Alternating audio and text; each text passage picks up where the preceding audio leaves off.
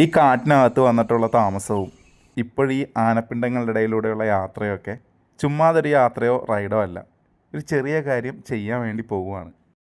ഇത് പാക്കംകോട്ട ക്ഷേത്രം. മുന്നേ ഒരു റീലിൽ നമ്മൾ കാണിച്ചിരുന്നു. ഇവിടത്തേക്ക് വേണ്ടി ഒരു കവര വിളക്കുമായിട്ടുള്ള വരവാണേ. വലിയ സന്തോഷത്തിന്റെ ഇടയ്ക്ക് ചെറിയൊരു വിഷമവും ഉണ്ട്. രവിയേട്ടനോട് പറഞ്ഞ വാക്കിന്റെ പുറത്താണ് ഈ വിളക്കും വാങ്ങി ഇപ്പൊ വന്നത്. അമ്മയുടെ പേരാണ് കേട്ടോ അതിലെഴുതുന്നത്. വിളക്കിന്റെ ഒപ്പം ഒരു കുപ്പി എണ്ണയും കൂടെ മേടിച്ചായിരുന്നു. തിരുമേനി അപ്പൊ തന്നെ അതിനകത്ത് തിരിയൊക്കെ ഇട്ട് കത്തിക്കുകയും ചെയ്തു. മലയാള മാസവും 2-ാം തീയതിയും 15-ാം തീയതിയാണ് ഇവിടെ പൂജ.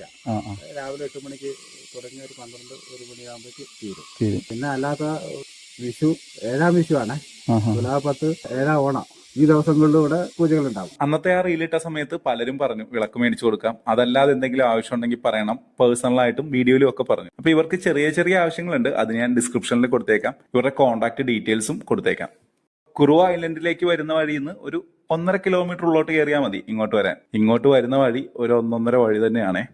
അന്ന് ഈ വിളക്കിന്റെ കാര്യം സൂചിപ്പിച്ച രവിയേട്ടൻ ഇത്തവണ പോയപ്പോൾ അവിടെ ഇല്ലായിരുന്നു. അതാണ് ഉണ്ടായ ചെറിയൊരു വിഷമം. ഉത്സവത്തിന് മുന്നേ വരാൻ ശ്രമിക്കാന്ന് പറഞ്ഞെങ്കിലും അതിന് സാധിച്ചില്ല. പിന്നീട് മലയാള മാസം 2-ാം തീയതി കണക്കാക്കി വന്നു. അപ്പോൾ രവിയേട്ടൻ ഇവിടെ ഇല്ല. അതാണ് അദ്ദേഹത്തിന്റെ വീട്. വീട്ടിലും ആരും ഇല്ല എന്ന് പറഞ്ഞു. എന്തായാലും അടുത്തൊരു വരവില് രവിയേട്ടനെ തീർച്ചയായിട്ടും കാണണം.